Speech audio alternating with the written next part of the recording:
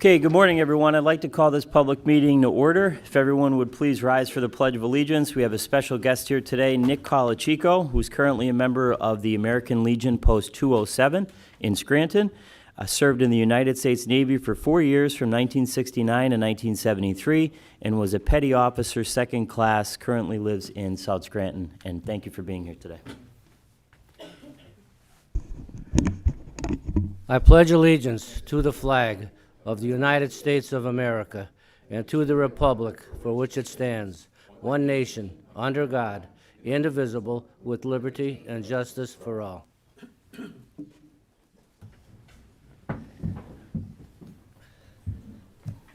Thank you very much. Thank you.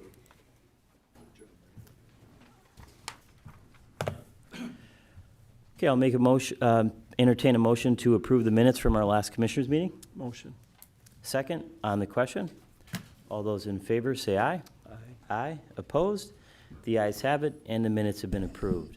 We have two proclamations that we'd like to present today. The first is a proclamation declaring May 4th through May 10th, 2025 to be National Correctional Officers and Employees Week in Lackawanna County. Whereas Monday, May 5th, 2025 marked the 41st anniversary of President Ronald Reagan designating this week as National Correctional Officers Week. It is also a day that gives us an opportunity to honor and recognize all the women and men serving in Lackawanna County's correction system.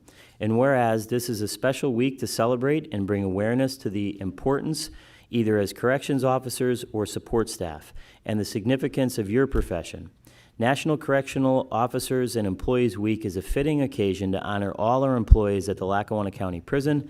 And whereas President Reagan wrote in the original proclamation, the professionalism, dedication, and courage exhibited by these officers throughout the performance of these demanding and often conflicting roles deserve our utmost respect.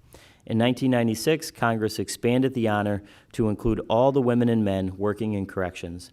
Now, therefore, we, Bill Gaughan and Chris Chermak, Commissioners of the County of Lackawanna, Pennsylvania, do hereby recognize our unseen public servants and take this opportunity to honor, salute, and thank all the women and men serving in Lackawanna County Corrections by proclaiming May 4th through May 10th, 2025 to be National Correctional Officers and Employees Week in Lackawanna County. And I'd like to call up our warden at the prison, Tim Betty, and before he speaks, also want to recognize and congratulate Pete Zielinski and Eddie Williams. Pete Zielinski served as a correctional officer in the Lackawanna County Prison for 20 years, and Eddie Williams served for 32 years as a correctional officer at the prison. So, And Larry Lord, 20 years. So there's Yes. 72 years of There you go. experience. Yeah, I was just going to say, don't forget Larry Lord as well. Yeah. Well, if I can have the indulgence of the commissioners, I'd like to take just a few moments to mention some fine details regarding corrections, and in particular, the staff at the Lackawanna County Prison. Correctional employees are exposed to violence, stress, and difficult situations on an almost daily basis. It takes a special breed of person to deal with the short-term and long-term effects of these conditions. Those who choose corrections as a career know that you're required to work holidays that fall on your regular work days, including Christmas, Christmas Eve, Easter, Thanksgiving. Most staff don't get traditional weekends off, Saturdays and Sundays. You're expected to come to work regardless of the weather. That includes when we have blizzards and we have the remnants of a hurricane coming up the coast. You work inside the prison, unarmed, and in direct contact with people who may have been charged with the worst kind of crimes imaginable. And you must be willing to work alone for an 8-hour shift if needed. You will supervise people that may call you filthy names and or threaten you and your family, and you have to deal with that. You must be willing to respond to life-threatening incidents such as suicide attempts and physical altercations. You must be willing to risk your personal safety to assist a fellow staff member or an inmate from an attack. With that said, I want to thank the commissioners for recognizing the employees of the Lackawanna County Prison with this proclamation. The job is too often a thankless one that is fulfilled 24 hours a day, 7 days a week, 365 days a year by the dedicated professional staff of the Lackawanna County Prison. Thank you for recognizing them, and to the entire staff of the prison, a personal thank you from me. Thank you. And Warden, if you'd like to come up and grab the proclamation. Yeah.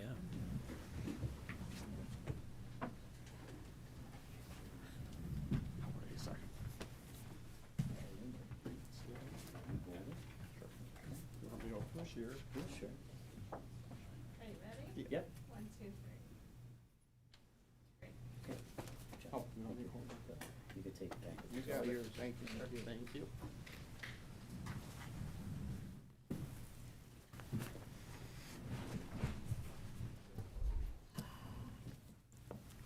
Okay, we have a second proclamation declaring May 2025 to be Foster Care Awareness Month in Lackawanna County.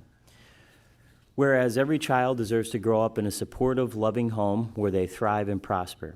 There are those unfortunate times when children cannot remain safely in their own homes. During those times, foster parents and foster families step up and step in and open their hearts and homes to foster children, providing a vital service to their community. And whereas during National Foster Care Month, we share our gratitude for those who support youth and families by being a resource to children in need. It is an opportunity to celebrate the families who are supporting children in Lackawanna County by opening their homes and sharing their love.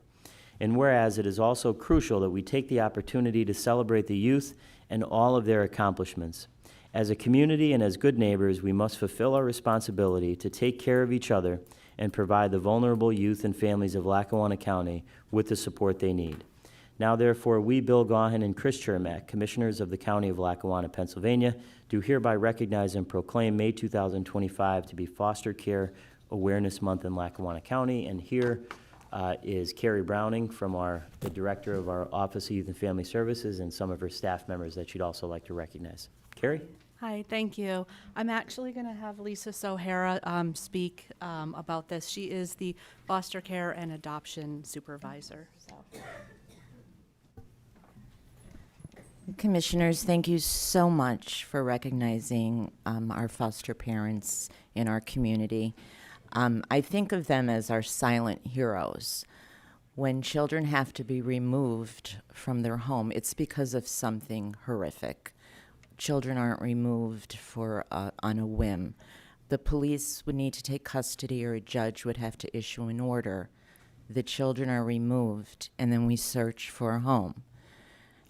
Throughout the country, there's a lack of foster homes, and it's very difficult for children to be placed in homes that are appropriate for them. So we like to recognize the homes that we do have, and we encourage anyone who's interested in please contacting our agency to pursue this. I brought along one of our foster parents who has been a foster parent for 21 years. She has had over 47 children in her home. She's adopted 5 and is in the process of adopting another child. She remains one of our best foster parents. We call her in the middle of the night on a Sunday morning, and we ask her, just take this child, please. The child needs extra love. Something horrific happened. And she'll say yes. She said, you know, I can't say no. Please take my name off that list. And she doesn't realize there's not a list. It's up here. When a child needs someone extra loving, this is the person I call, her and her husband. So I'd like to just introduce Amy Savakinas.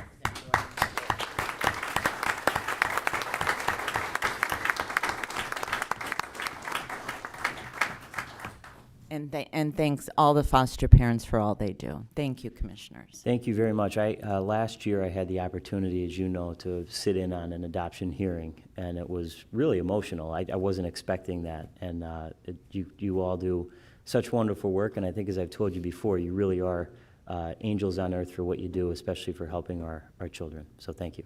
Thank you. And if you'd like to come up and receive the proclamation. All of you.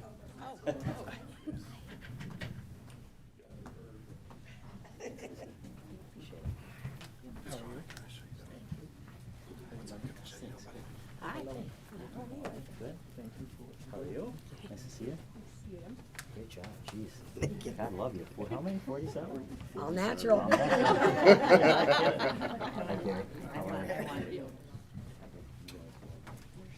Anywhere we can get in the case. I'm short. I'm back here.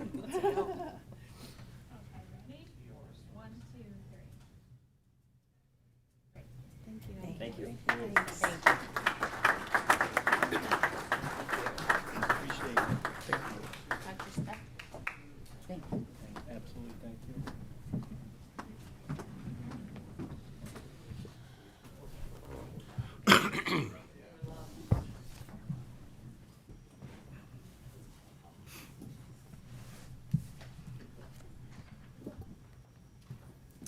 Okay, now is the portion of the meeting where it's the opportunity for the public to address the board on agenda items only. Would anyone in the audience like to discuss any of the agenda items? Okay. Seeing that there is no one, we'll move into the resolutions. First up, Sorry. that's okay. First up is Resolution 25-0110. It's approving the current payables, Mr. Commissioner. Be it resolved, the Board of Commissioners of Lackawanna County is hereby approve the following payables. Lackawanna County's General Fund. Numbers 384705-385557, inclusive totaling $3,632,552.01. The county's electronic fund transfers, including all payroll accounts, totaling $12,115,068.83. Adopted at regular meeting of the Board of Commissioners of Lackawanna County held on May 7th, 2025. Mr. Chairman. Thank you. I'll entertain a motion to approve. Motion. Second on the question. All those in favor say aye. Aye. Aye. Opposed? The ayes have it, and the resolution has been approved. Resolution 25-0100. This is awarding the professional contract performance and financial auditing services. Be it resolved, the Board of Commissioners of Lackawanna County is hereby award the professional contract performance and financial auditing services to Boyer and Ritter LLC, 211 House Avenue, Camp Hill, Pennsylvania, for a forensic and performance audit of services delivered by the prison's former health care provider. Adopted regular meeting of the Board of Commissioners of Lackawanna County held on May 7th, 2025. Mr. Chairman, here to speak upon that is the CFO of Lackawanna County, Mr. David Bolzoni. Thank you. Good morning, Commissioners. Good morning. The selection of Boyer and Ritter is resulting from a request for proposal process to secure the services of firm to complete a forensic and performance accounting of services that were provided by the county's former prison health care provider, WellPath. The county had questions regarding more recent billing, which were not answered satisfactorily. The audit will focus on two areas, billing and staffing/performance. 5 proposals were received. Boyer and Ritter is recommended following review by Revenue and Finance, myself principally, and Attorney William Warren from the law firm Saul Ewing, who is assisting with the process. Costs are based on an hourly scale. We do not expect the contractual costs to exceed $100,000. I would recommend approval. Thank you. Any questions? Okay. I'll entertain a motion to approve. Motion. Second on the question. All those in favor say aye. Aye. Aye. Opposed? The ayes have it, and the resolution has been approved. Resolution 25-0101. This is entering into an agreement for the prison. Be it resolved, the Board of Commissioners of Lackawanna County is hereby entering into an agreement for the Lackawanna County Prison with Siemens Industry Incorporated to perform preventative maintenance to commence April 1st, 2024 through March 31st, 2025. Adopted at a regular meeting of the Board of Commissioners of Lackawanna County held on May 7th, 2025. Mr. Chairman, once again, here's CFO Bolzoni. Thank you. Commissioners, this contract represents the annual maintenance renewal for service to the prison HVAC system. This system is managed using Siemens controls, so the maintenance of that system really becomes proprietary. No one else can work on it. The contract will be renewed from April 1st, 2025 to March 31st, 2026. The renewal cost is $37,624, which represents an increase of 5.53% from the prior contract cost of $35,650. Again, I would recommend approval. Thank you. I'll entertain, or I'm sorry, any questions? Nope. I'll entertain a motion to approve. Motion. Second on the question. All those in favor say aye. Aye. Aye. Opposed? The ayes have it, and the resolution has been approved. Resolution 25-0102. Entering into an amended consulting agreement, be it resolved, the Board of Commissioners of Lackawanna County is hereby enter into an amended agreement for consulting services with PFM Group Consulting LLC, 1735 Market Street, Philadelphia, Pennsylvania, 19103, for the Strategic Management Planning Program Phase 2, after receiving approval from the Pennsylvania Department of Community and Economic Development. Adopted regularly by the Board of Commissioners of Lackawanna County, held on May 7th, 2025.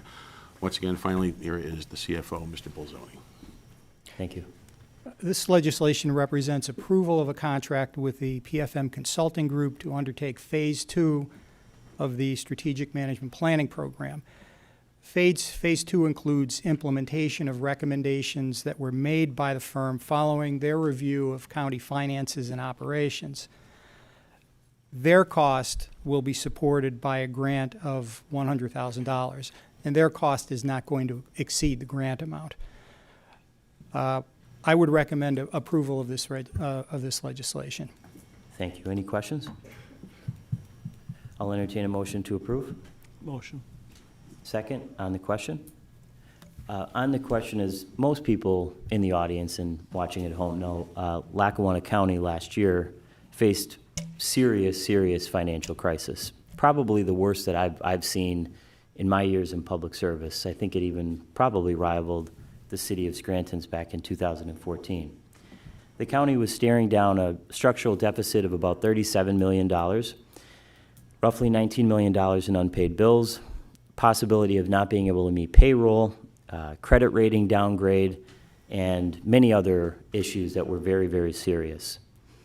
So essentially, it was kicking the can down the road over the better part of the last 10 to 15 years that put the county's financial and fiscal future at risk.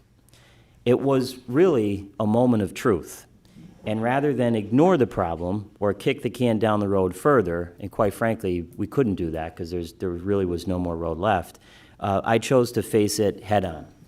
And that's why we made the decision to enter into the state strategic management planning program and hire the financial experts at PFM. Their work, along with the work of Mr. Bolzoni and others in this building, has been instrumental in getting us on the path to long-term stability. Phase 1 of their engagement was to identify the financial and operational issues that brought us to this point, and there was many.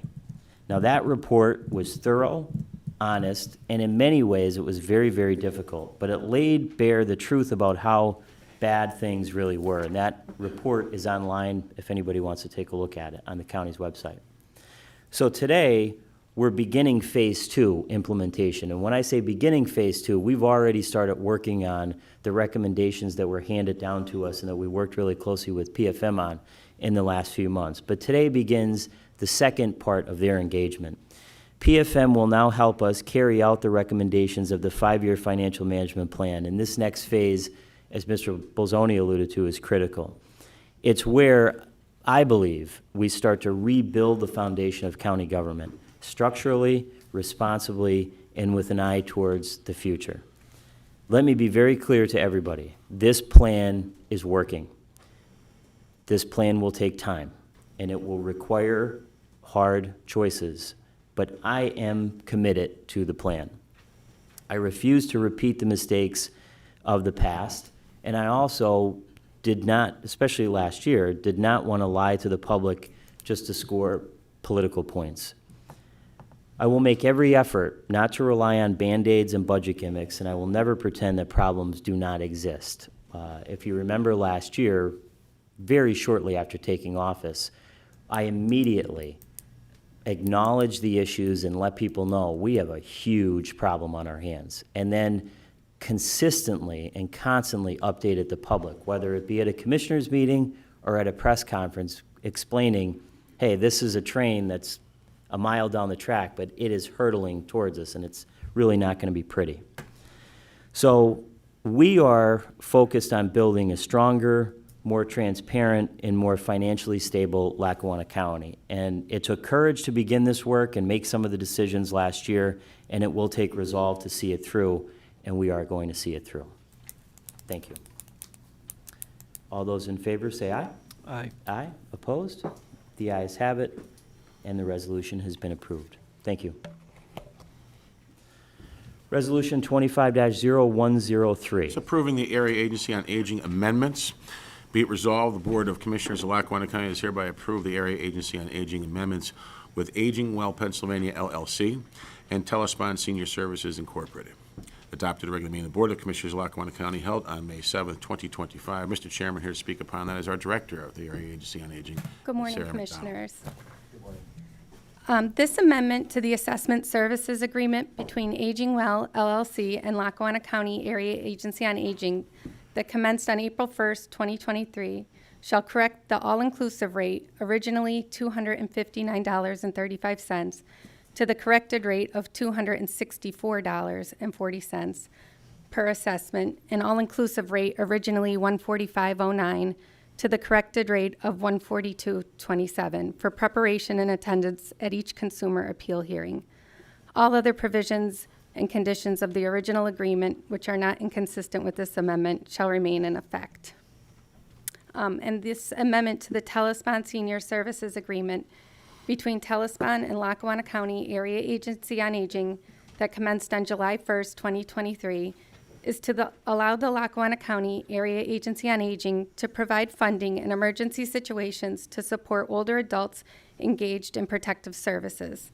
The Older Adult Advocacy Center is the first model in the state of Pennsylvania, filling a critical gap in community care, offering a safe, enriching, and cost-effective solution for older adults in need.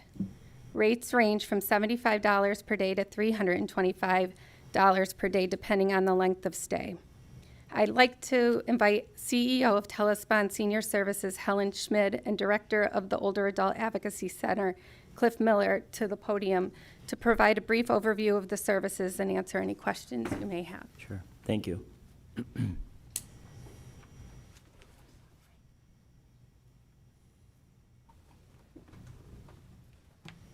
Hi, good morning, Commissioners. Good morning. I'm Helen Schmidt, President and CEO of Telespond Senior Services. Telespond has been a community fixture for a very long time. We just had our 50th year anniversary. We're hidden right up the hill from Mountain View Nursing, which closed recently, so we're right up the hill from there. We're home to 5 programs. So one of our major programs is we do have the only adult day center in the area right now for older adults. While they're in our program, older adults get recreational activities, rehabilitative activities, snacks, meals, and most importantly, they're not home alone. Most of our clients have some sort of functional impairment, so they need someone to watch them all day while their caregivers go to work or live their lives.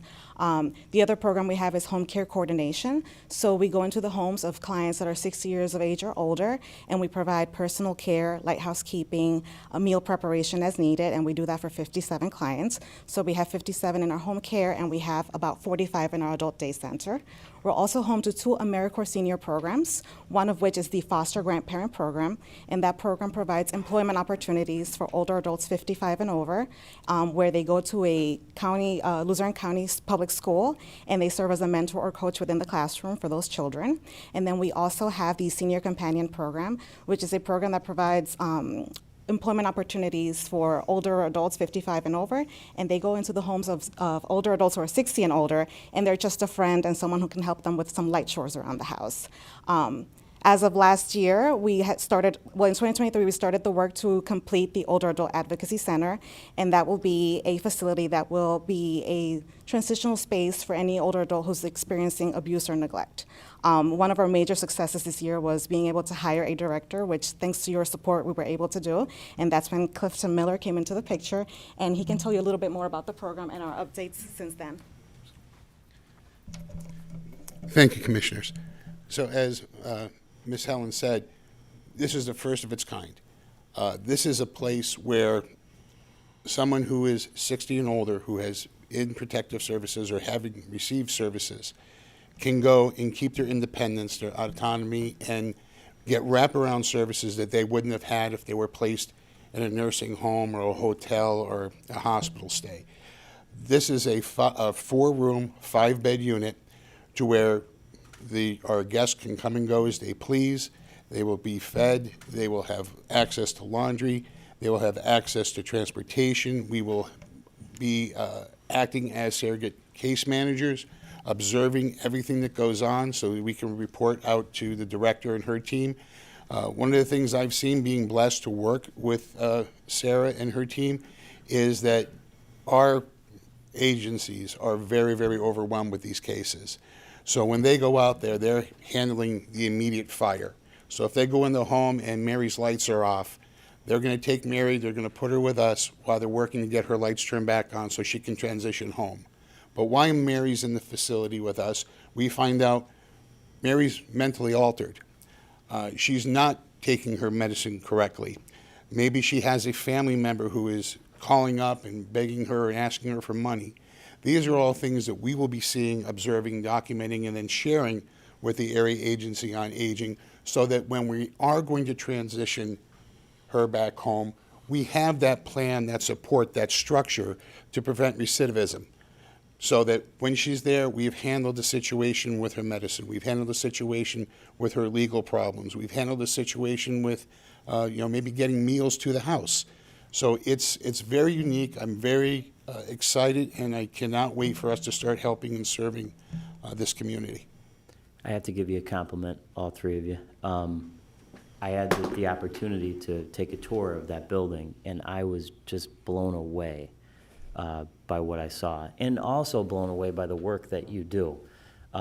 Last year, I just had the opportunity to go out with one of the protective service workers in our agency, and I was blown away by, as you said, the need. You don't realize, because we don't always see it, how great the need is and the difficult issues that our elderly population is going through here in Lackawanna County. And I just feel so grateful, and so we should be all so lucky that we have Sarah McDonald and you two individuals who are committing to helping these people and have done an absolutely tremendous job. And the last thing I want to say on this is, the other reason we should be grateful is because we are doing things that no one else is doing in the state of Pennsylvania, and really, in some respects, on the East Coast.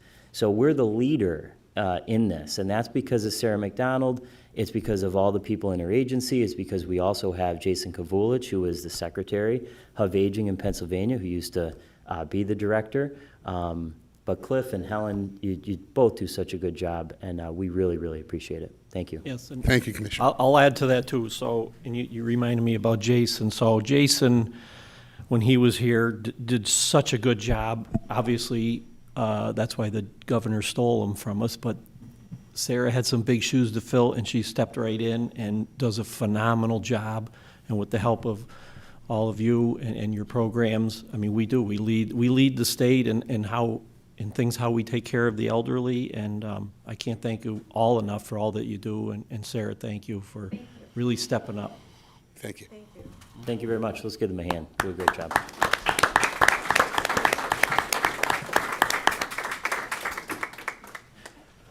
Okay, I'll entertain a motion to approve. Motion. Second on the question. All those in favor say aye. Aye. Aye. Opposed? The ayes have it, and the resolution has been approved. Resolution 25-0104. This is approving a grant amendment for drug and alcohol. Be it resolved, the Board of Commissioners of Lackawanna County is hereby enter into a grant amendment with the Commonwealth of Pennsylvania's Department of Drug and Alcohol Programs to extend the term of the grant agreement to December 31st, 2025. Adopted at a regular meeting of the Board of Commissioners of Lackawanna County held on May 7th, 2025. Mr. Chairman, here to speak upon that is the Deputy Director of Drug and Alcohol, Mr. Robert Demek. Good morning. Good morning, Commissioners.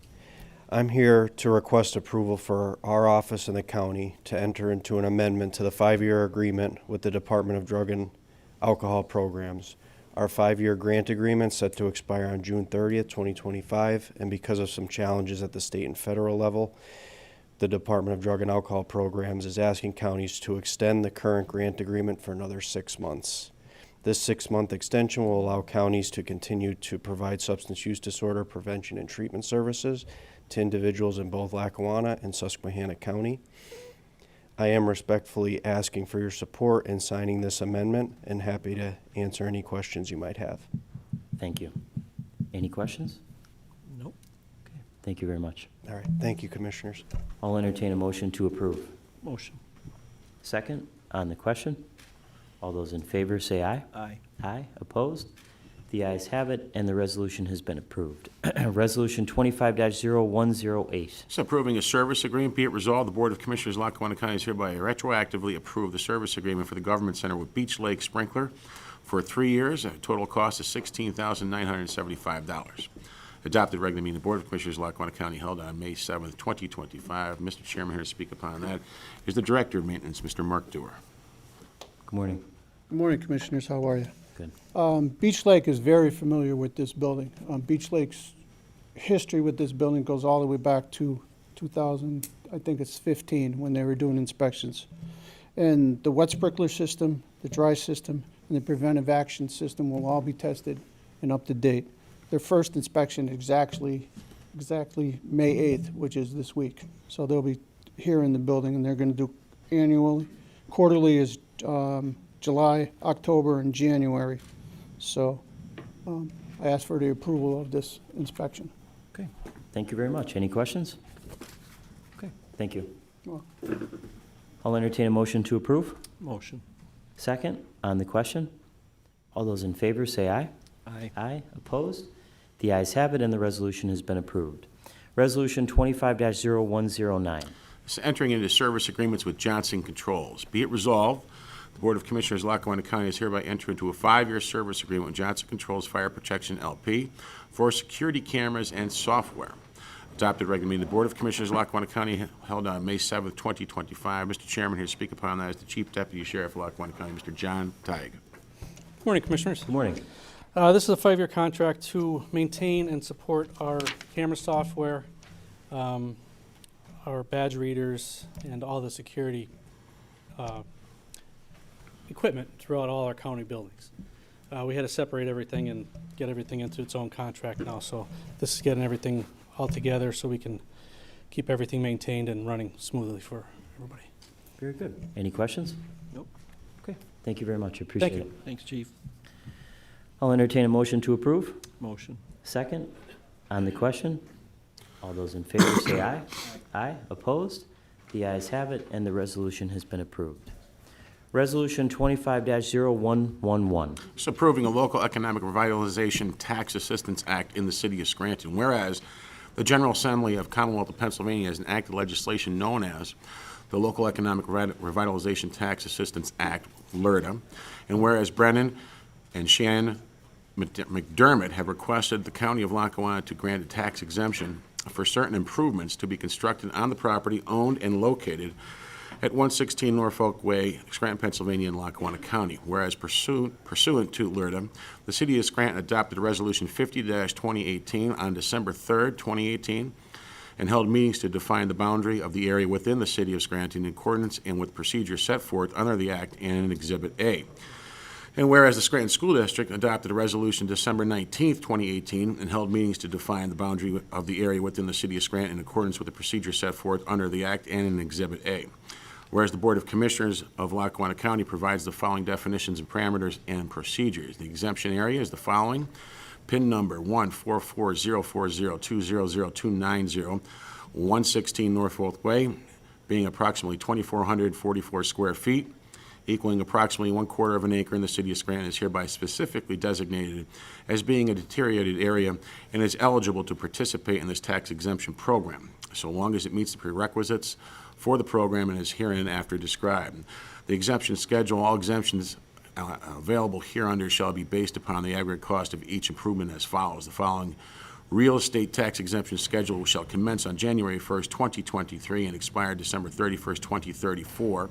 116 Norfolk Way, Scranton, Pennsylvania, PIN number 1440402000290. At the cost for future improvements constructed thereon exempts as follows. Year 1 to year 10, 100% real estate tax abatement for 10 years for which the newly constructed improvement would otherwise be taxable. The effective date is when this resolution shall be in full force and effect upon adoption.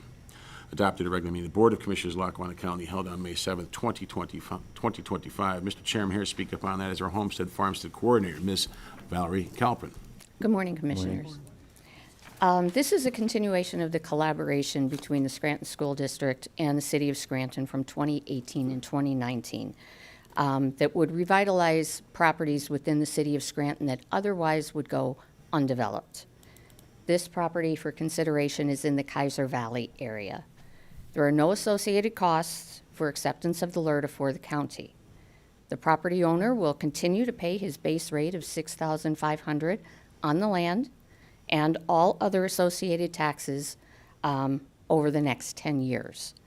The improvements to the land will trigger reassessment, and those reassessed values will take effect in 10 years, thus adding to the economic viability of the city and the county. Great, thank you. Any questions? Okay, thank you very much. I'll entertain a motion to approve. Motion. Second, on the question. All those in favor say aye. Aye. Aye. Opposed? The ayes have it, and the resolution has been approved. Resolution 25-0107. These are appointments to the Workforce Development Board. Be it resolved, the Board of Commissioners of Lackawanna County is hereby appoint the following individuals to the Lackawanna County Workforce Development Board representing the business sector, with terms to commence on May 7th, 2025, and continue through April 30th, 2028. Mr. William Bott, owner of the Billy Bott Custom Building and Concrete and Tile. Mr. Marcelo De Sousa, Regional Operations Manager for Fastenal Company. Patricia Laborante, co-owner of Kelly's Pub and Eatery. Kate Logan, Quality Systems Manager for Noble Biomaterials. Adopted at regular meeting of the Board of Commissioners of Lackawanna County held on May 7th, 2025. Mr. Chairman. Thank you. I'll entertain a motion to approve. Motion. Second, on the question. All those in favor say aye. Aye. Aye. Opposed? The ayes have it, and the resolution has been approved. Resolution 25-0112. These are appointments to the Industrial Development Authority. Be it resolved, the Board of Commissioners of Lackawanna County is hereby appoint the following individuals to the Lackawanna County Industrial Development Authority. Mr. Kurt Bauman of Peckville, term to begin immediately and expire December 31st, 2029. Lisa Burns of Scott Township, term to begin immediately and expire December 31st, 2027. Anthony Szymanski of Clark Summit, term to begin immediately and expire on December 31st, 2027. Mr. Thomas Finley of Scranton, term to begin immediately and expire December 31st, 2026. And Mr. Kevin Mitchell of Old Forge, term to begin immediately and expire December 31st, 2028. Adopted at regular meeting of the Board of Commissioners of Lackawanna County held on May 7th, 2025. Mr. Chairman. Thank you. I'll entertain a motion to approve. Motion. Second, on the question. All those in favor say aye. Aye. Aye. Opposed? The ayes have it, and the resolution has been approved.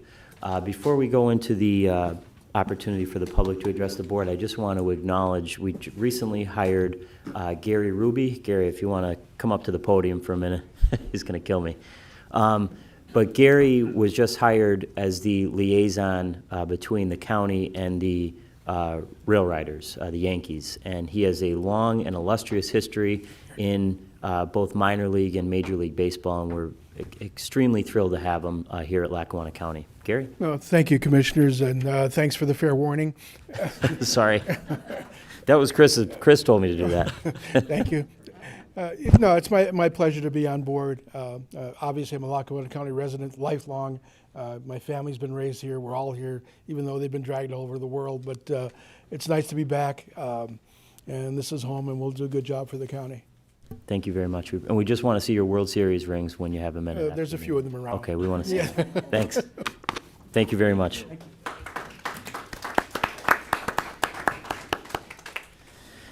Okay, opportunity for the public to address the board. Would anyone like to address the board? Sure. Hi, Michelle Tierney, Glenburn Township. I just want to take this opportunity to share my gratitude for the two commissioners that are sitting up here who are working as a team to see how our county is continuing to grow and flourish despite the fact that you're missing a seat.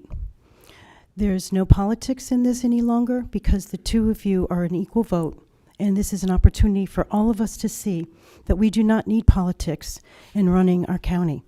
And I want to give some examples. I've sat here for the last few months and watching the two of you approve such beautiful, important things for our county. You work together as a team to give transparency by approving a new software for all of us in the community to see every step and every vote and every dime you spend. That's teamwork. You've both were, I believe, neither one of you were on the board when the assessment was approved. But yet both of you have worked together to educate us community members on how important it is for us to understand the importance of a reassessment in our communities. And you've been transparent, you've held town meetings, and you're continuing to do that and answering questions that all of us have, because next year all of us are going to be affected by our reassessed homes. And I commend you, because it is the only way that we have opportunities to receive revenue. And it's important for all of us to pay our fair, valued share of our taxes. So I commend both of you to continue to educate us all on this reassessment, because that is so important to all of us right now, and so many of us have so many questions. I'm hearing that there's more town hall meetings and there's different educational things. I hope that you're both on the same page with it, so there isn't confusion with the deliberation of how we are going to pay our taxes with our new reassessed values of our homes. So I commend you both to continue to share with us community members the important questions that we have, and you're on the same page with going forward with our assessments. And again, this phase 2 and the opportunity that you both are approving to have financial experts help us with this strategic plan, I commend both of you. There's not any politics in it. You are both doing a great job in showing us community members that we don't need politics here. We need strong, important, educated people to help us all to make Lackawanna County the best county it can be. And the fact that our high percentage of seniors and the working with the seniors of aging, what you two are approving as a team for our county is commendable. And I want to show you both that it can be done without politics. And I really commend both of you for continuing to share your knowledge. Thank you. Thank you very much. Would anyone else like to address the board?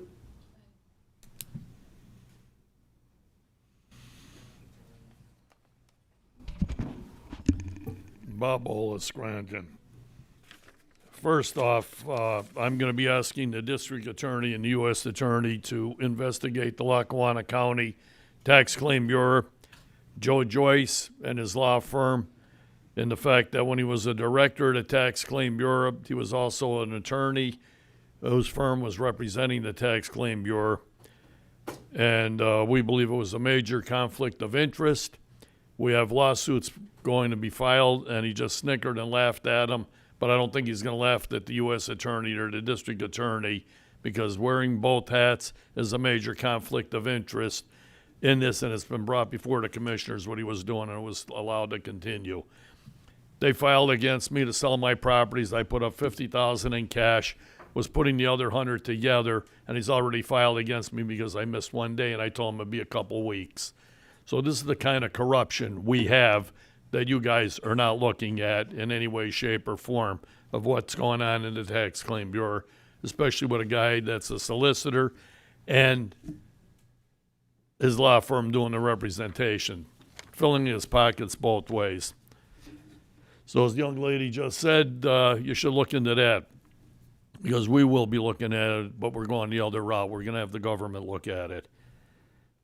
I was taken off the ballot here by a rhino in the Republican Party, Charlie Spano.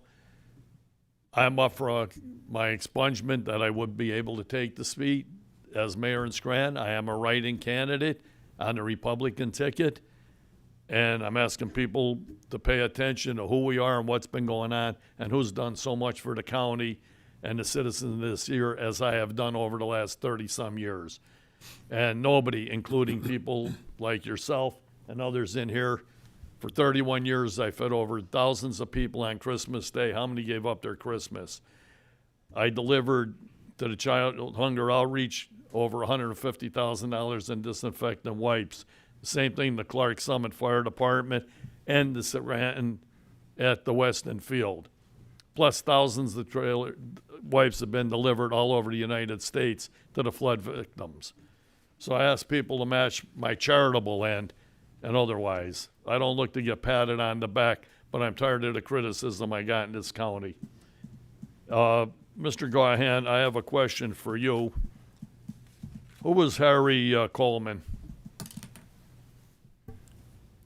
What? I asked Who's you a who? question. Who is Harry T. Coleman, a lawyer? I don't know who Harry T. Coleman, is he the guy, oh, he's, an the attorney. law firm that's, He's an attorney, yes. yeah, he's an attorney. Does he represent you? He is representing me, against, Represents the county. He represents. he represents the county, correct? Is he paying your, here where you're filed against the suit that I filed against you? Is the county paying your legal fees or are you paying them yourself? Can you explain how this process works? Maybe he'll understand it better coming from you. The county pays the legal fees because the commissioner was sued in his capacity as commissioner and on the election board. So he is, Attorney Coleman is representing through our carrier, through our insurance carrier. Correct. Yes.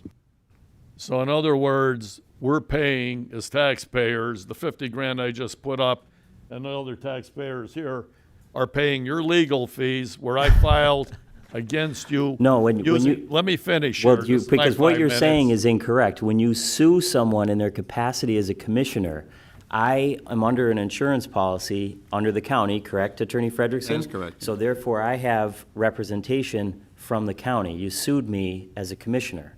I sued you That's how this individually. works, by the way. I sued you individually, Well, not that's as a gonna get thrown out, commissioner, but, okay. for using taxpayers' money to pay your legal fees against what I filed against you for using taxpayers' money to file your lawsuits against the assessments and everything else we filed.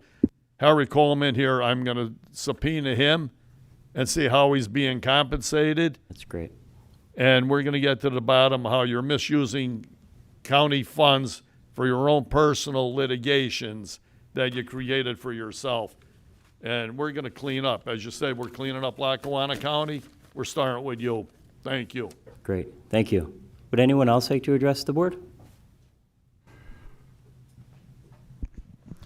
Joan Hodawan at Scranton.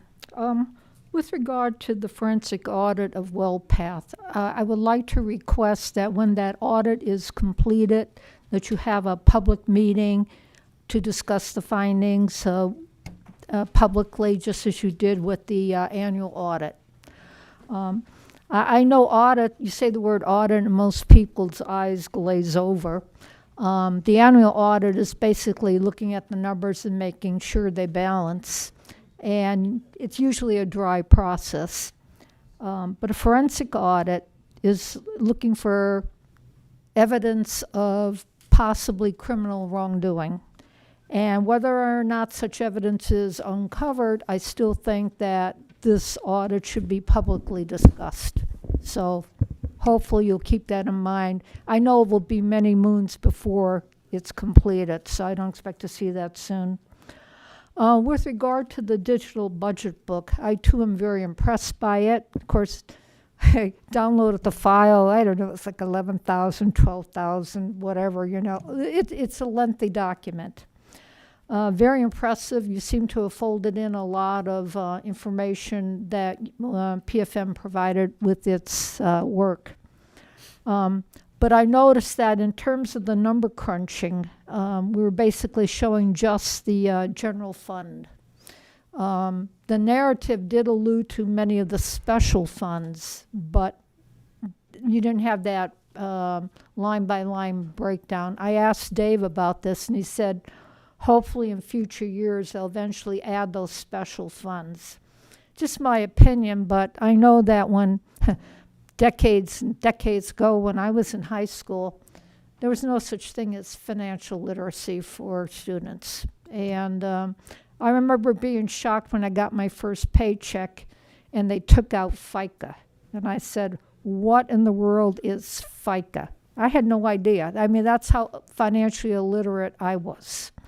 And I think it's important that we make an effort to get the general public, especially the tax-paying public, educated on how their money is taxed, how it's collected, and how it's spent. And the public has to do its part. It has to be willing to sit down and go through this kind of information and pay attention. Does no good to complain once you get the bill in the mail. I mean, that's a day late and a dollar short. But it's your tax dollars, and if you don't want to pay attention, that's up to you. The election snafu with the printers. Is it safe to assume that the printer is picking up any additional costs and not the county? Yes. Good. And we have that in writing. Right. That's good. That's good. That's the way it should be. And have you reviewed the internal controls to make sure that that doesn't happen again? Yes, Beth Hopkins and her team at the Elections Bureau have already done that. No, that's the way it should be. With regard to the absent county commissioner, I know that the whole matter is in the courts, and so I'm not going to get any specific information, nor should I. But I do want to make the general observation. In terms of planning budgets and financial oversight as county commissioners, that should be a year-long process. You know, you don't pass the budget and then come July 1st or August 1st, you sit down and start thinking about next year's budget. It should be an ongoing process. And I'm getting a sensing that I think we may not even have a third commissioner by the 4th of July. I'm hoping I'm wrong. Okay, I'm hoping that, you know, we get one sooner rather than later, because whoever it is, that person needs to be able to hit the ground running. That person is going to have a lot of homework to do. And so let's hope that the court process doesn't drag this out unduly. I would hate to see this come to the fall and there's just two people here, one Republican and one Democrat. And that, in my mind, is not going to be very entertaining at all. So let's hope that we get Commissioner number 3. Thank you. Thank you. Would anyone else like to address the board? Thanks. Hi, Linda Bonikevich, East Benton. I'm a judge of election up in East Benton, and in November, I was sent a gentleman as another clerk to my office without even me knowing, in which I had my team, and he turned out to be a felon. So I want to know why I was sent a felon as a clerk. And by 8:45, I had him removed by the sheriffs, because he's a known disruptor. He's been arrested before for doing this for political reasons. So that's one question. And on in St. Patrick's Day Parade, 30 minutes before Congressman Rob Bresnahan marched in the parade, a drunk driver passed the barrier of that big garbage truck, weaved his way in, knocking over a girl that was selling her stuff in a carriage, physically hitting her with a car. Continued his way down, the wrong way down Biden Street, turning on Wyoming onto the sidewalk, almost killing the pedestrians that were waiting there to watch the parade. If he didn't hit the pole, which stopped him, he would have killed somebody. It wasn't in the paper. I didn't see it anywhere. It wasn't reported. I do have all the information. I took videos of it. I got his license plate. I got everything. Meanwhile, there's police all over the place. Why did that gentleman get through that barrier and almost cause somebody's death? I have no idea. We can't answer. Yeah, that would be the city that you would want to talk to. Well, I'm here to tell the public and inform the public that this happened right before my eyes. Okay. And the girl was physically knocked over with his car. Yeah. And it wasn't in the paper. Why wasn't it in the paper?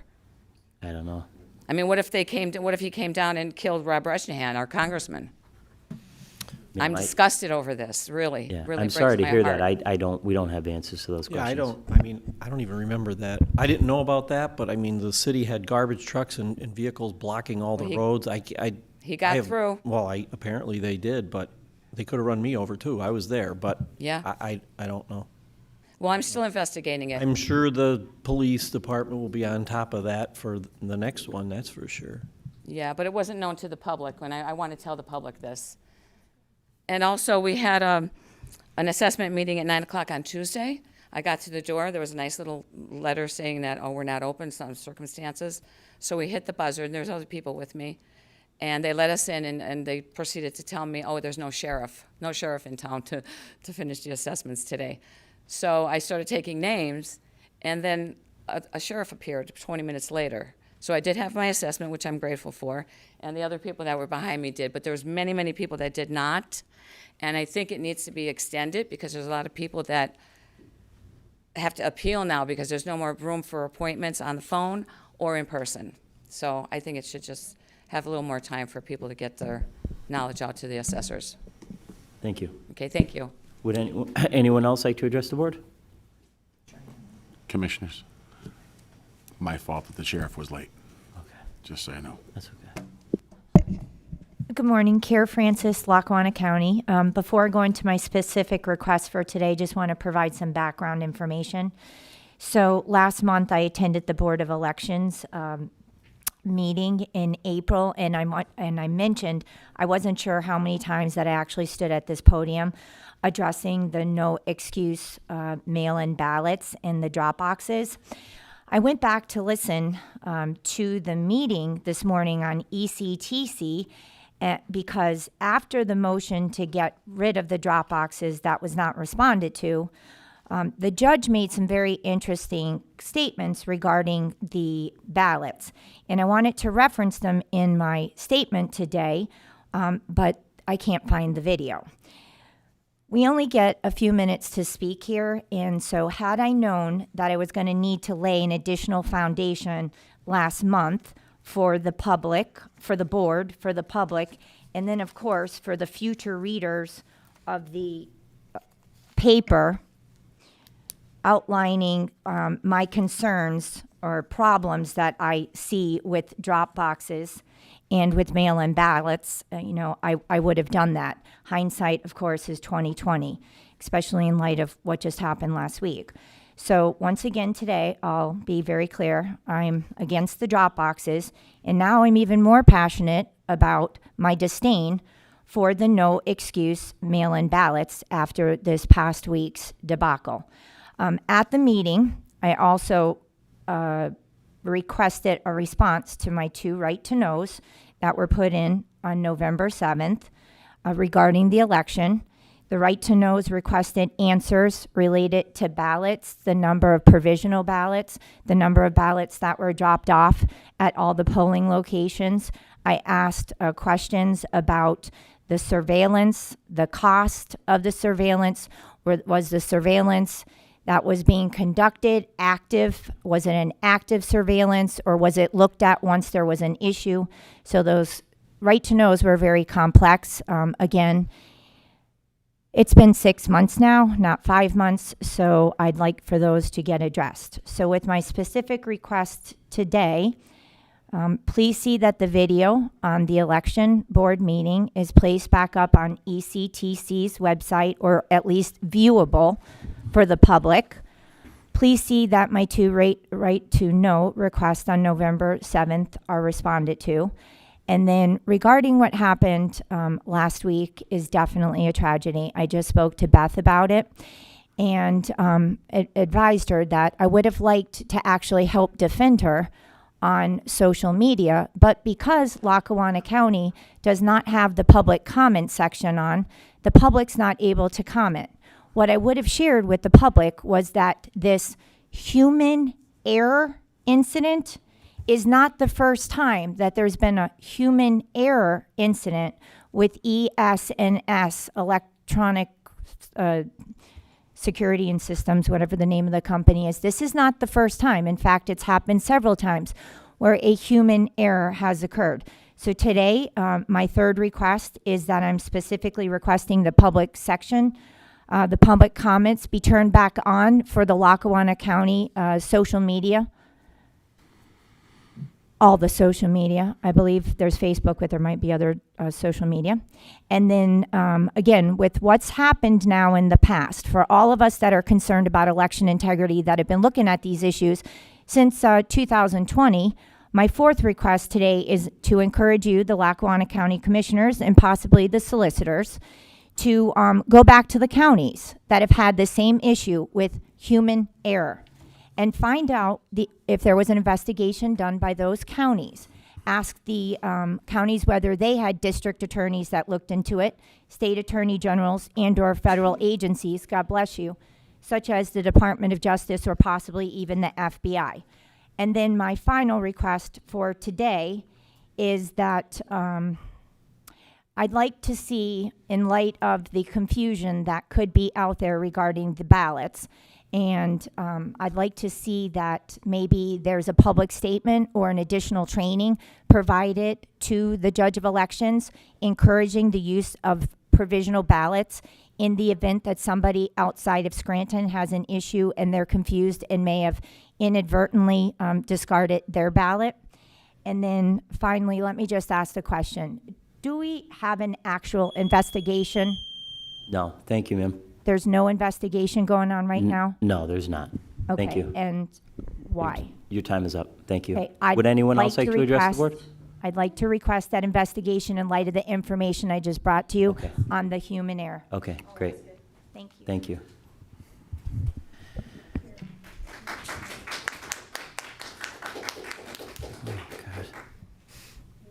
Hello, Suzanne Green, Benton Township, concerned citizen, and to elaborate on all the things that Ms. Francis had asked for, an investigation would be an appropriate action at this time. There has been numerous reports of misprinting by the election system and software, ES&S, the same printing company reportedly used to print ballots for Lackawanna County.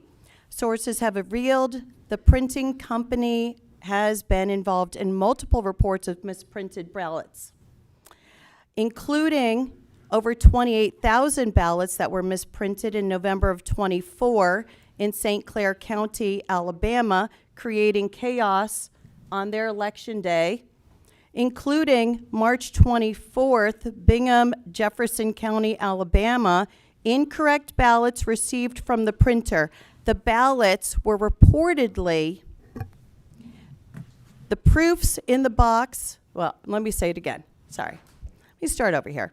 The ballots Jefferson County received for the Brighton precinct were incorrect, although the proofs they received from the printer for the precinct were correct. ES&S admitted to the printing error and blamed human error for this issue. Sound familiar?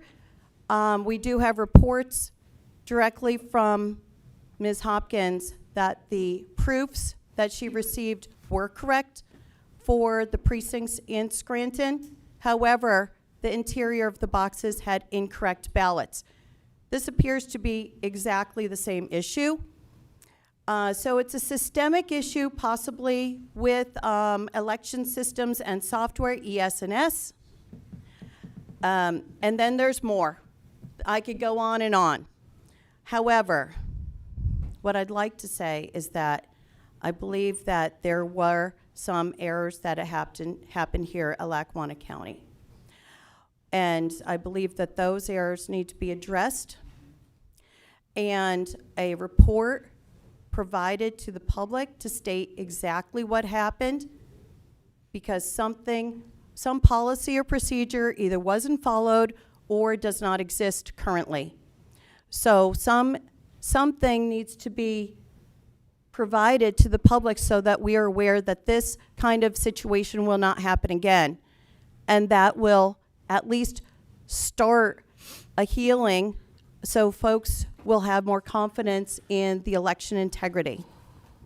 All right, so we've been informed too that Lackawanna County Republican Party has mitigated the confusion by reaching out to each and every Republican voter, 545, and they are reaching out to them. I believe that there may have been some attempt from the county, although I'm not sure exactly what it is, because I don't have specific information on that.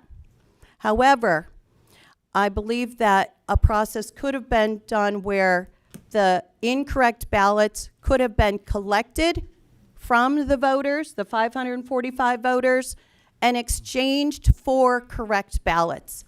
That would have mitigated a lot of confusion, because we have heard from other voters in outlying areas, as Ms. Francis had started stating, outlying areas, Jessup, Blakely, Old Forge, where folks are confused.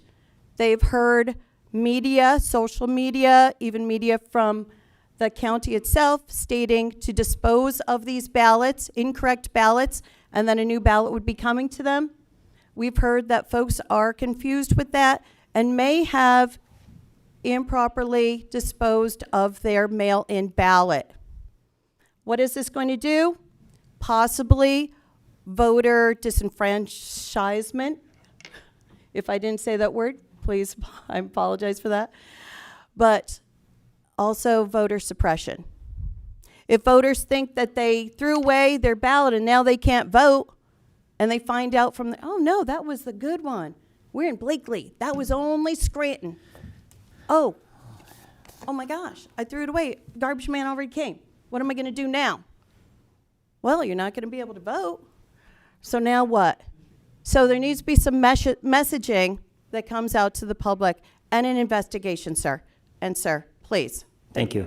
Would anyone else like to address the board?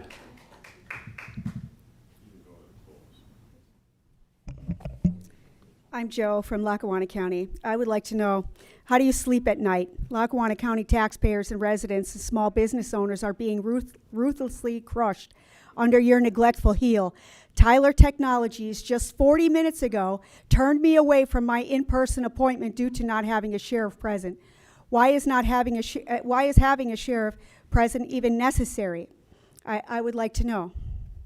Why is that? Do you know why that's necessary?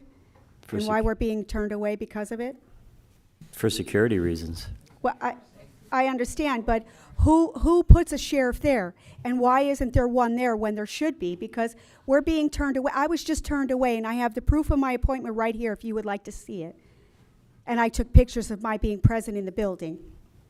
You know, Tyler Technologies' continued bungling of our property reassessment brazenly scorns homeowners by scrapping appointments and dodging desperate calls, abandoning us to valuations that could plunder our homes and livelihoods.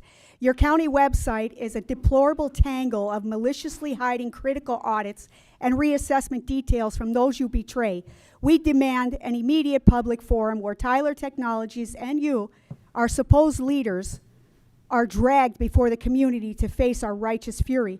The forum would rip open the veil of secrecy, forcing transparency as residents lambast valuation errors and demand unfiltered answers on tax impacts.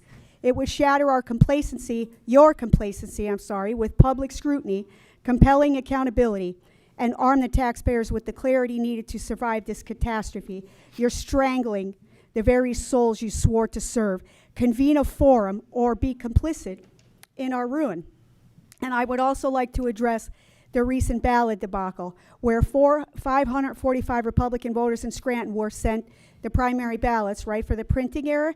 It's a grotesque betrayal of our democratic rights. This catastrophic blunder, blamed on election systems and software, raises grave suspicion of systemic incompetence or worse, especially as it's targeted only Republican voters.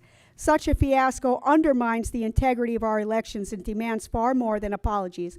You must restore faith through relentless scrutiny and accountability. You've trampled our sacred right to vote.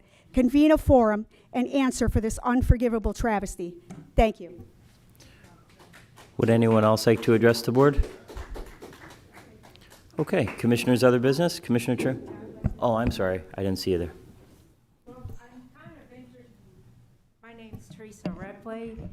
I live in Moscow. I'd like to address a lot of the things that you talked about earlier today. I like the senior adult advocacy program concept, this being a huge area for people that are retired, older. We have a huge need for these people to be helped. And I'm a realtor by trade, and I come into a lot of older people that really desperately need help. Unfortunately, some of these programs, the adult advocacy center and programs like that, because I've made calls for them on their behalf. They have to fit income requirements, and it seems like it's almost convenient that they're like $40 above the minimum requirement to qualify to get help from these agencies. So there's just a swath of older people that they might be $10 or over the income limit to qualify for getting help from these agencies, and they don't get the help. So if a neighbor doesn't help them or a relative doesn't help them, they fall through the cracks. These older people, not to focus on them, but they're one of the largest populations in our county is retired people. As a realtor, I know these people cannot afford a 33% tax increase. It's just not there. Most of them are on Social Security, and by the time they've paid all their bills, there's nothing left. And a lot of them don't even fill out their medications because of it. So they're going to lose their homes as a result of this increase.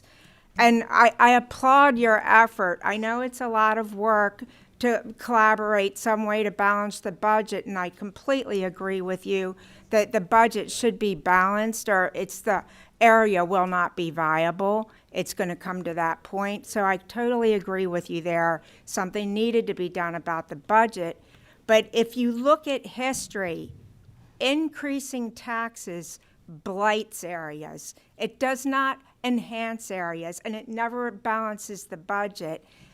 What typically enhances areas is tax incentives for small businesses to come into the area, open a small business, service the community, employ people, and then through those revenues of those small businesses can increase the revenue to the city, and that has proven to be very optimal way of increasing revenue to the area.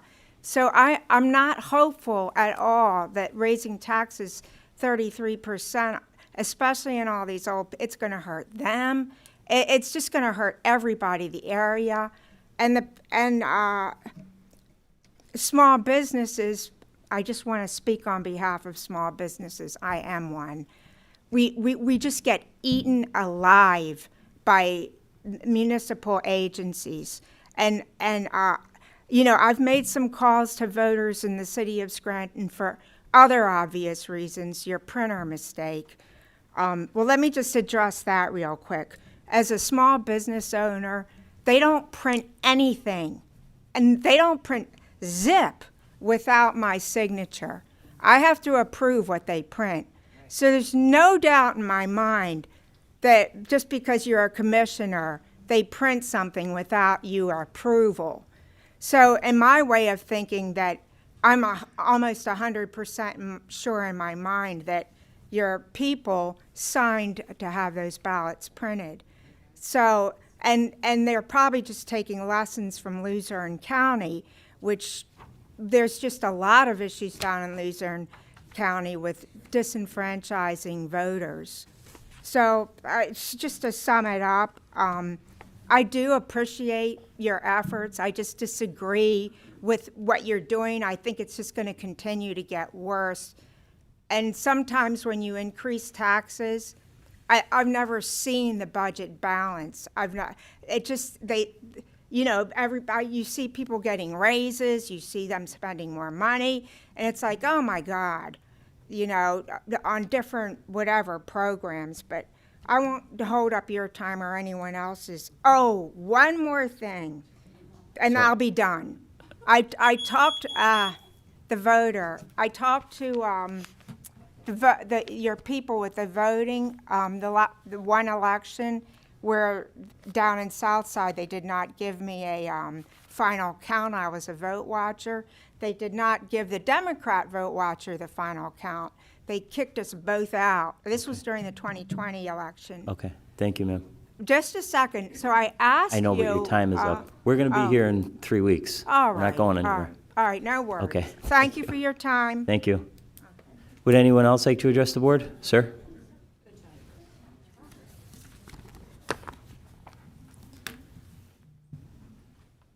Tony Sarah, Lackawanna County. I just got a couple questions. In your opening remarks, you stated that we're going to have a deficit of $37 million, right? Mm-hmm. You said 37, correct? Somewhere in that area, yeah. All right. In your budget message, printed December, I guess, Mm-hmm. you said our deficit was going to be 28 million. Right, it started off at 37, and then So we were able to in cut 6 it. months, we went up to 37? No. That's what we started off at, and then we cut 90 positions, we cut the Department of Health, we made changes to healthcare. We were able to get it down after the cuts that we made to around 27, 28 million. PFM said we're going to have a deficit of $27 million. So we have 27, 29, and 37. Yeah, but that's what we started at. That's what we started at when we started the budget process in July. We started off on paper, you could ask our CFO, with roughly a $37 million deficit. After we made adjustments, eliminated positions, eliminated a department, made changes to healthcare, we got it down to the number that is cited in the budget document. Okay, all right. So in essence, you said $37 million at the beginning of the meeting, so it sounds like we're still at $37 million, but No. we're not. No, I said that's where we started at. That's what we inherited. Okay. Okay. Well, we're now at 20. All right. Now, my question is, since at the PFM meeting after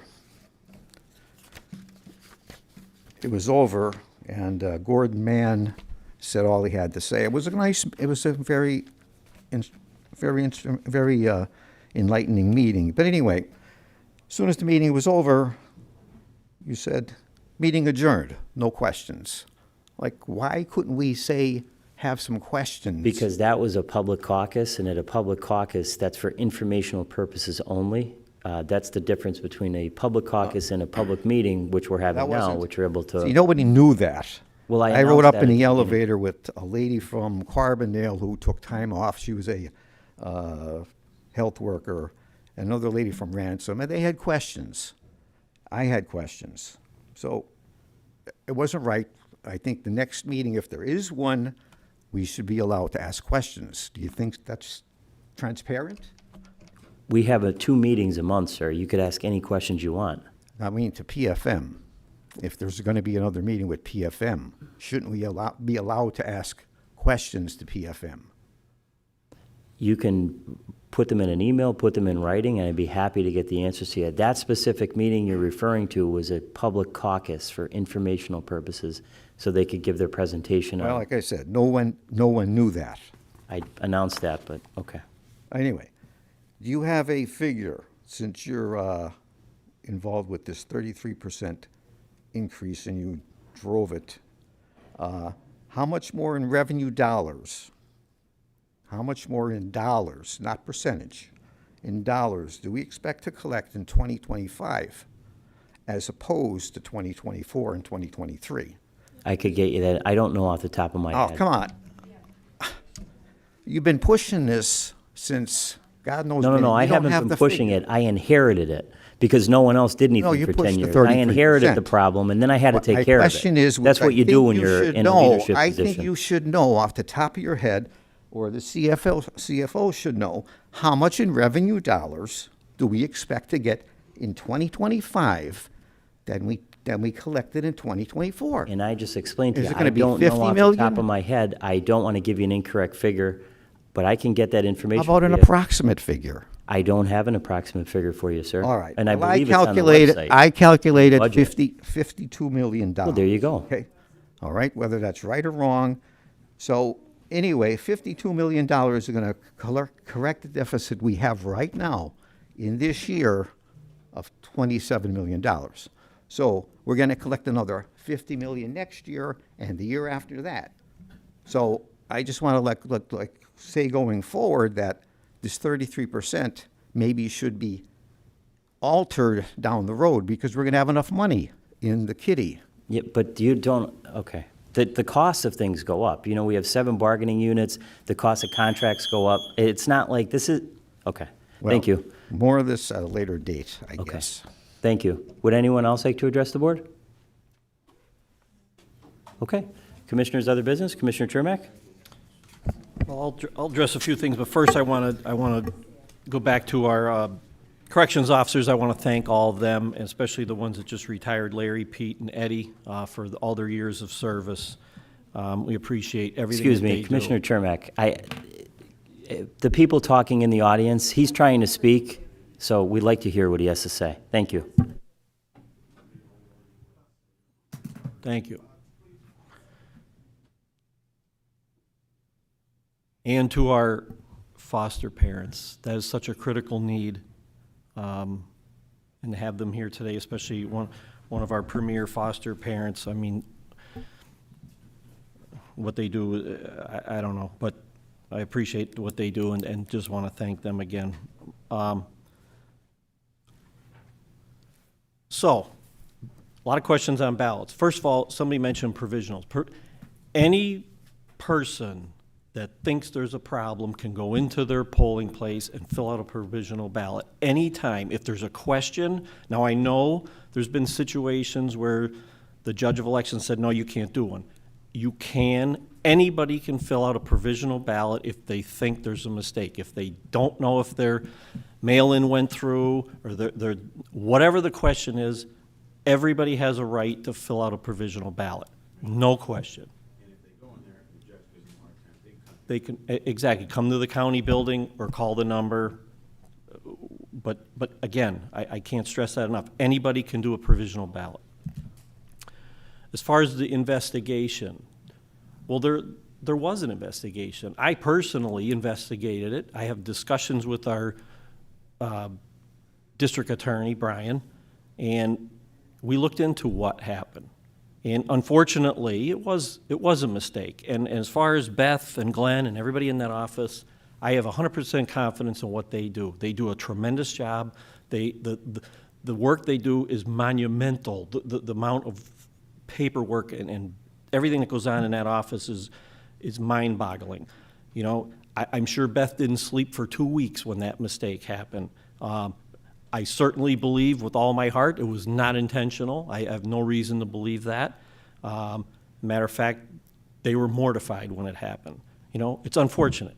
I was upset that it happened myself, but it happened. So will we learn from this? Absolutely. Will things be double, triple, and quadruple checked? I'm sure they will. You know, again, it was a mistake on many parts, but we'll get through it. The corrected ballots went out on time. They weren't late. Again, I'm not happy that it happened, but I'm not going to hold anybody. I have all the confidence in the world in our people in that office. They do a very good job, and they work very hard to be tops in the states. When ballots come in, we're always the first to finish. It's a huge effort on everybody in this county that participates. I'm down here when the ballots are coming in. It's a tremendous, tremendous effort. Again, if there's any questions, go vote in person or fill out a provisional. That should take care of any of those issues. And again, hopefully, we won't have to deal with that again. But when there's trains, there's going to be train wrecks. So, you know, you'll have things.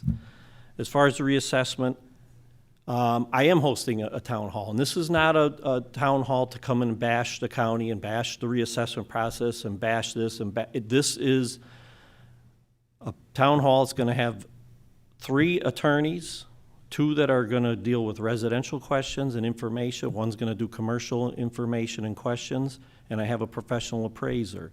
It's going to be moderated by Attorney Howard Rothenberg, but it's going to give people information on how this process is working, what you need to do if you have questions, how you do your hearing, how you get your comparables. This is all just to inform the public on what they need to do if there's questions that they have. So again, that's going to be Monday night doors open at 5 o'clock at Lackawanna College. It'll be in the theater.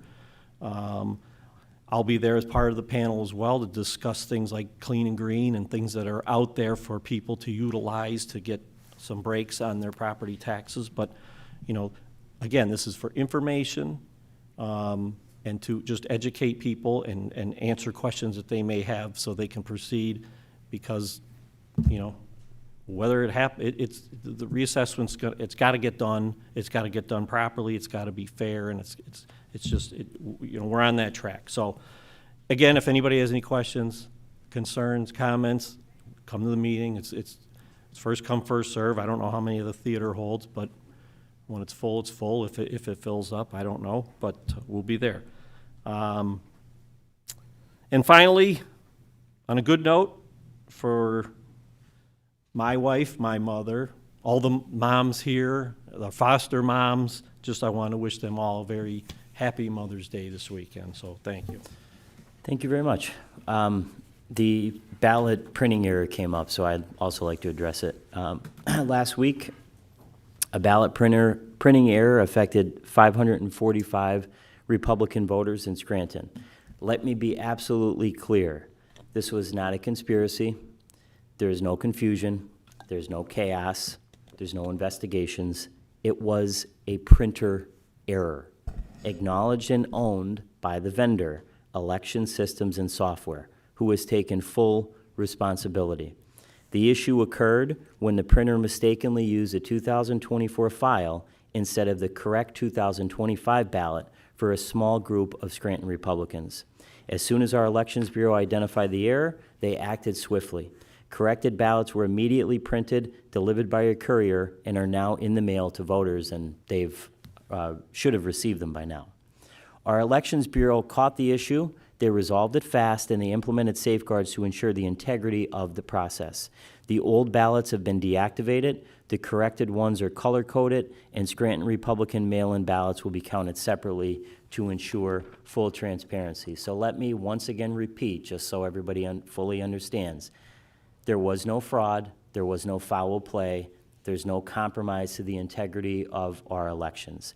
I stand by the professionalism of our Elections Bureau, our Director of Elections, Beth Hopkins, and I commend them for their rapid response. Lackawanna County's elections are safe, they are secure, and they are well managed, and they always will be. In terms of the reassessment was brought up again, just for the record, and I know we've talked about this ad nauseum, there were, I believe, well over a dozen town hall meetings, if you want to call them that, informational sessions that were held with the professionals who are conducting the reassessment, Tyler Technologies, and our Director of Assessment, or the Tax Lien Bureau, Pat Tobin. Ma'am, please don't speak out in the audience. They had them all over the county, and if anybody wanted to go, they could have went to them. They had a really nice presentation, and they explained everything, and they also answered everybody's questions. Just want to talk for a minute about, I attended a Holocaust remembrance at the Scranton JCC on April 23rd, and it was a really, really moving presentation. And I just want to thank all of the people that were there and all of the people from the JCC who did such a wonderful job. Also, the United Neighborhood Center had an international dinner that I attended, which brought together students, tutors, families, and community members to honor 16 new citizens of the United States and of Lackawanna County, as well as celebrate student achievements and recognize UNC's dedicated volunteers. It was one of the most moving things that I've ever been a part of, to talk to the immigrant community that we have here in the city of Scranton and in Lackawanna County, productive members of our society who were doing a wonderful job and who gained United States citizenship. And as I talked to them, I just thought to myself, it's an absolute shame that immigrants are getting demonized in today's political atmosphere, because they really do contribute greatly to Lackawanna County. I also attended a ribbon-cutting ceremony to celebrate the restoration of the Carbondale train station, which was put on by Leadership Lackawanna, the Lackawanna Heritage Valley Authority, and was really pushed by the mayor of Carbondale, Michelle Bannon. And it was very interesting. The Northeast Regional Railroad Authority Executive Director Larry Malsky was there, and he had commented that the day that they were cutting the ribbon to revitalize this train station in Carbondale was 40 years to the day that Lackawanna County and the Northeast Railroad Authority took over the lines, with the goal 40 years ago of trying to get passenger rail service back. So it was really well attended and a great achievement by all of those who were involved. Commissioner Chermak and I attended a arts and culture grant ceremony that was held at the Scranton Cultural Center. It was really wonderful to see the impact that county dollars through our arts and culture department have on all of the different nonprofits and all of the different organizations that put on, whether it's plays, musicals, things that really get our students and young people involved in the arts community. So that was wonderful. Last two notes from me. The Armed Forces Day Parade will be held on Saturday, May 17th at 11 a.m. in downtown Scranton. I urge everybody to get down and support our veterans and our armed forces. We always would like to see the kind of crowd that we get on St. Patrick's Day down to see our veterans and to acknowledge them and to honor them and all those in our armed forces. So if you have a chance, bring your children down, bring your grandchildren down, and it's really will be a great day. And I just want to wish everybody a happy Mother's Day, and especially my mom and my wife, Kelly. Thank you. And with that, I'll entertain a motion to adjourn. Motion. Second, on the question. All those in favor say aye. Aye. Aye. Opposed? The ayes have it. This meeting is adjourned. Thank you.